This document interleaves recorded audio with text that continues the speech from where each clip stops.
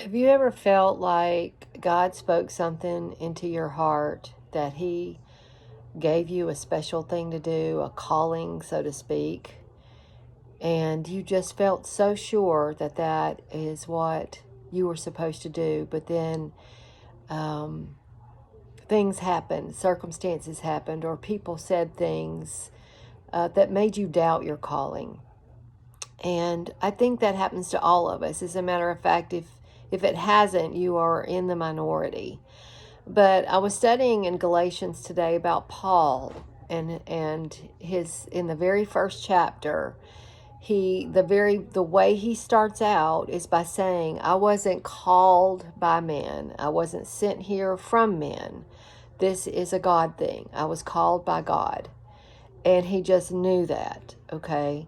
So he had determined in his heart and mind that he was going to speak only the truth of what God gave him. He didn't care who approved of him or didn't approve of him. He didn't look at all the obstacles he faced. He still kept his eyes focused on the call of God to preach the truth of the gospel of Jesus Christ and set people free from the law. That was his purpose, and that's what he did. But, I was just noticing when I was reading today that he mentioned, I think it's verse 12, I did not receive it from any man, neither was I taught. Rather, I received it by revelation from Jesus Christ. And when Jesus speaks to us, there's just a knowing. There's a knowing. Nobody else might understand, but we know that Jesus has spoke to us. And then he goes on to say, I didn't go and ask I didn't go to the other apostles. I didn't ask people what they thought. He just knew.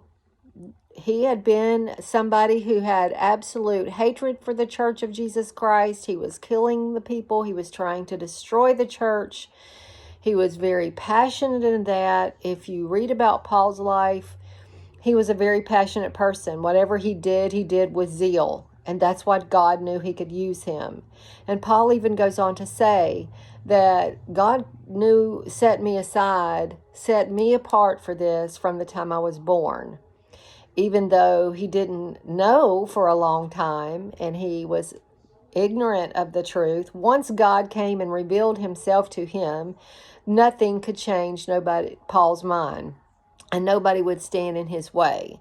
And he didn't need to go ask other Christians what they thought about it and what their opinion was. And I think sometimes we do that and we get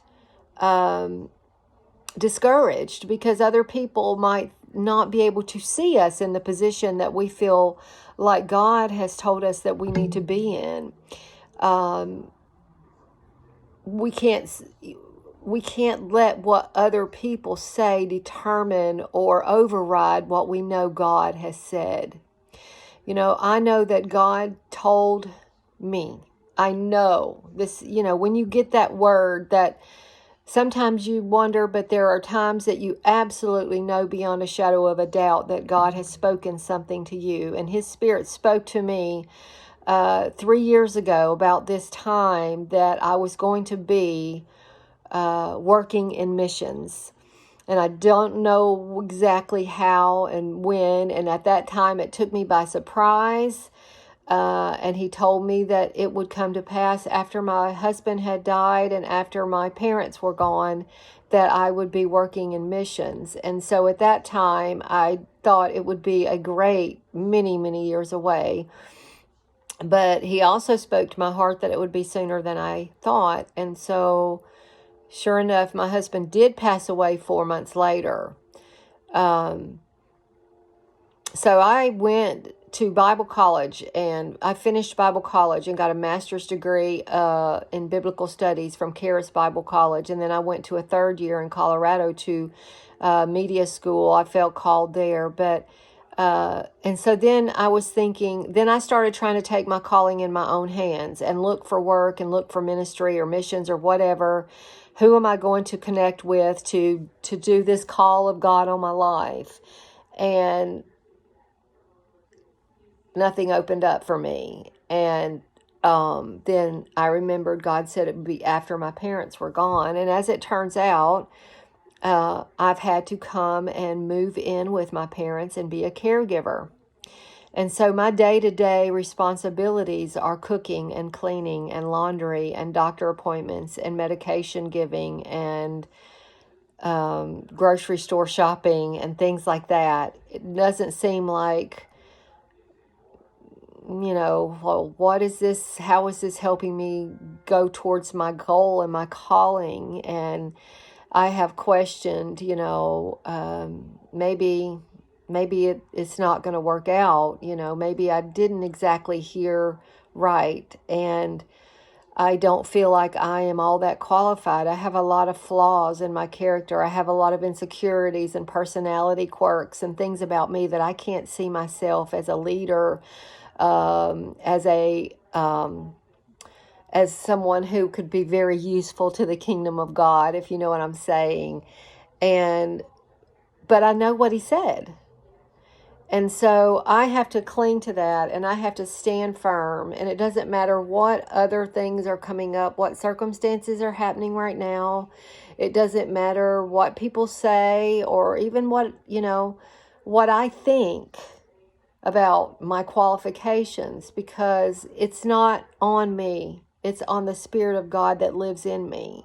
And I know the Spirit of God lives in me, and he qualifies the called. He doesn't call the qualified. If he called Paul, who was a persecutor of the church, to later come in and be one who brought the truth of God's gospel to so many, he can use anyone.